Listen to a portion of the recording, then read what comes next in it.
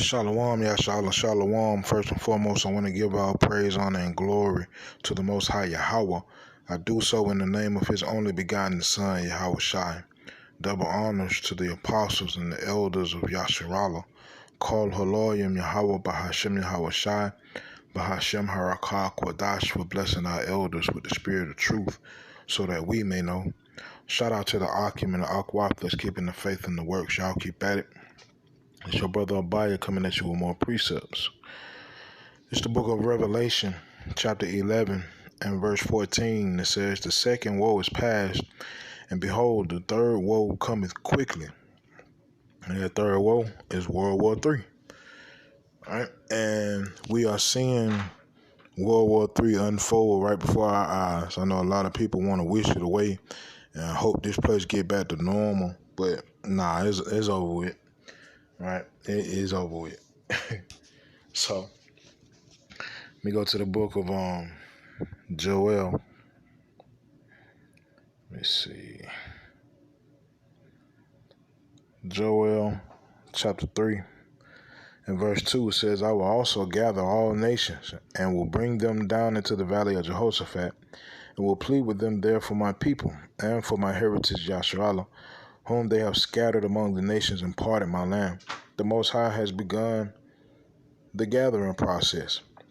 He been did it for real. It's just getting more and more complete. All right, so with that being said, I'm going to let this video play and I'll be back. Today I'm announcing the United States will enhance our force posture in Europe and respond to the changed security environment, as well as strengthening our collective security. Earlier this year, we surged 20,000 additional U.S. forces to Europe to bolster our alliance in response to Russia's aggressive move, bringing our force total in Europe to 100,000. We're going to continue to adjust our posture based on the threat in close consultation with our allies. Here in Spain, we're going to work with our ally to increase U.S. Navy destroyers stationed in Spain's Rota naval base from 4 to 6 destroyers. In Poland, we're going to establish a permanent headquarters for the U.S. 5th Army Corps and strengthening our U.S. NATO interoperability across the entire eastern flank. We're going to maintain additional rotational brigade, which is 3,000 fighters and another 2,000 personnel, combat team here in Europe, headquartered in Romania. And we're going to enhance our rotational deployments in the Baltic states. And we're going to send 2 additional F-35 squadrons to the UK and station additional air defense and other capabilities in Germany and in Italy. And together, our allies, we're going to make sure that NATO is ready to meet threats from all directions across every domain, land, air, and the sea. In a moment, at this summit, the full alliance is going to welcome Finland and Sweden, historic application for membership, and their decision to move away from tradition of neutrality to join NATO alliance is going to make us stronger and more secure, and NATO stronger. President Biden speaking to reporters today at the NATO summit in Spain as he faces plummeting poll numbers here at home. Meanwhile, the Secret Service is pushing back against yesterday's explosive testimony about the Capitol siege from a former top White House aide. Our D.C. Bureau Chief Ben Kennedy live at the White House now following it all. All right, so this is the book of Jeremiah, chapter 49 and verse 14. It says, "I have heard a rumor from Yahweh, and an ambassador is sent unto the heathen, saying, Gather ye together, and come against her, and rise up to the battle. For lo, I will make thee small among the heathen, and despised among men." Now, I've made videos in the past and of recent of the so-called white man dying more than he's being born. The Most High is making these prophecies come to pass, man. Let me read this again. "For lo, I will make thee small among the heathen, and despised among men." Right? Let me see. Let me go to same book, Jeremiah chapter 50 and verse 41. says, behold, a people shall come from the north, and a great nation, and many kings shall be raised up from the coasts of the earth. They shall hold the bow and the lance. They are cruel and will not show mercy. Their voice shall roar like the sea, and they shall ride upon horses, every one put in array, like a man to the battle against thee, O daughter of Babylon. Right? Whoa, whoa, whoa, man. Right? And like I said, the Most High is gathering the nations. We are literally witnessing the beginnings of this third woe. Right? Now, what you're seeing is the Euphrates River, and it's prophecy attached to that, right? Pertaining to whoa, whoa, whoa. And go to the book of Revelation.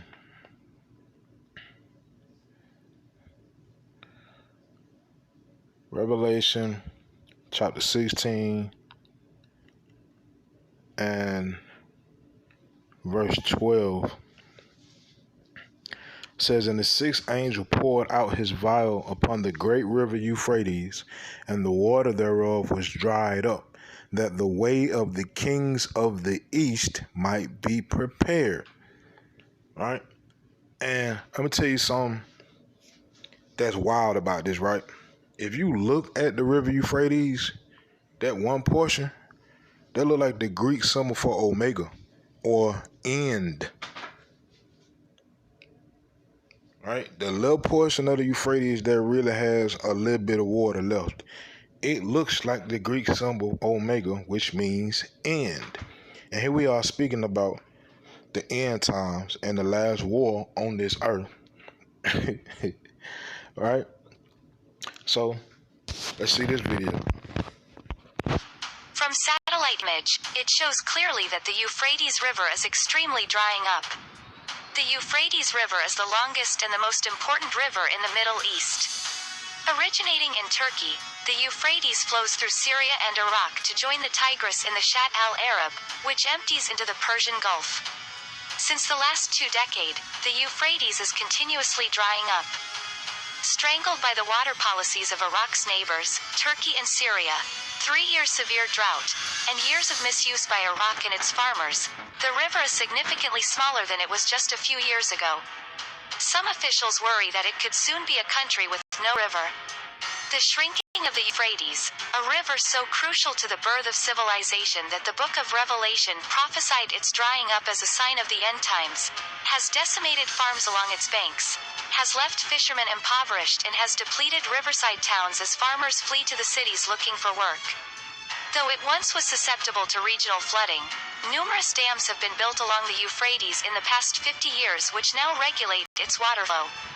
The drying up of Euphrates, Syria's longest river, is raising concerns as the demise of the water body could lead to a humanitarian disaster in the country. Iraq is battling its worst drought in decades. Lack of rainfall and poor resource management has left communities that depend on the Tigris and Euphrates rivers devoid of the water they need to survive. In Islam, some of the hadiths of the Prophet Muhammad suggest that the Euphrates will dry up, revealing unknown treasures that will be the cause of strife and war. Now I wonder where the Quran got that from, right? Because if you read the Quran, I bring this out all the time. It's a passage in the Quran that says, if you want to find the truth about a certain issue, and the issue was speaking about if you can eat camels or not, it says go to the book. And the book that it's speaking of is not the Quran, it's the Bible. So why would I read a book that's telling me to go to another book? Then when you research the history of Muhammad and you research the history of how the Quran came to be, it ain't nothing but a bite, right? So I just had to, throw that little piece of history in there. The drying up of Euphrates River also raised concern among Christian community. In the Holy Bible, Revelation chapter 16 verse 12 says, and the sixth angel poured out his vial upon the great river Euphrates, and the water thereof was dried up, that the way of the kings of the east might be prepared. The drying up of Middle East is not a prophecy anymore. It is not a prediction. It is a fact that is happening. 5 largest lakes in the Middle East are already drying up. Rising temperature and mismanagement are contributing to water insecurity and could lead to environmental crises. All right. So there you have it. All right. That third woe is coming quickly. I'm talking about quicker than we imagine. Right. So as far as all of this gathering go, like the daughter of Babylon keeps trying to get all these different countries under its belt. At the end of the day, it's gonna backfire. I'm talking about literally. So this is the book of Revelation chapter 17 and verse 16. It says, "In the 10 horns which thou sawest upon the beast, these shall hate the whore, and shall make her desolate and naked, and shall eat her flesh and burn her with fire. For power hath put in their hearts to fulfill his will, and to agree, and give their kingdom unto the beast, until the words of power shall be fulfilled. And the woman which thou sawest is that great city, which reigneth over the kings of the earth." That great city is the daughter of Babylon. This place is done. It's a wrap. I'm talking about it's a wrap. Right? So, with all this being understood that this place over with, the prophecies pertaining to woe are coming to pass. The prophecies of Revelation 13 are coming to pass. Prophecies in 2nd Ezra 13, 15, 16 are coming to pass. We have to check ourselves, right? Now more so than ever. If you are in the faith, if you just fake breaking, keep on doing what you're doing. Because Yahweh say, the wicked shall be a sacrifice for the righteous. So, appreciate the sacrifice. But if you're really trying, now is the time to buckle down in your faith, right? And works. Because faith without works is dead. Gotta have them both. So, this is the book of Revelation, chapter 13, and verse 11. It says, "And that knowing the time, that now it is high time to awake out of sleep, for now is our salvation nearer than we believed." Right? Now it is time. Get with it right now, because our salvation is nearer than we believe, man. Look at all the prophecies popping off the page. Right? Oh, man, it's a beautiful time. And Yahweh Shem Yahweh, we are in those times. Right? Because you're supposed to say, Yahweh will this, Yahweh will that. Don't speak as a man. Keep it all spiritual, because we really rooting for Yahweh to go ahead and do what he do so we can get it out this place. Right?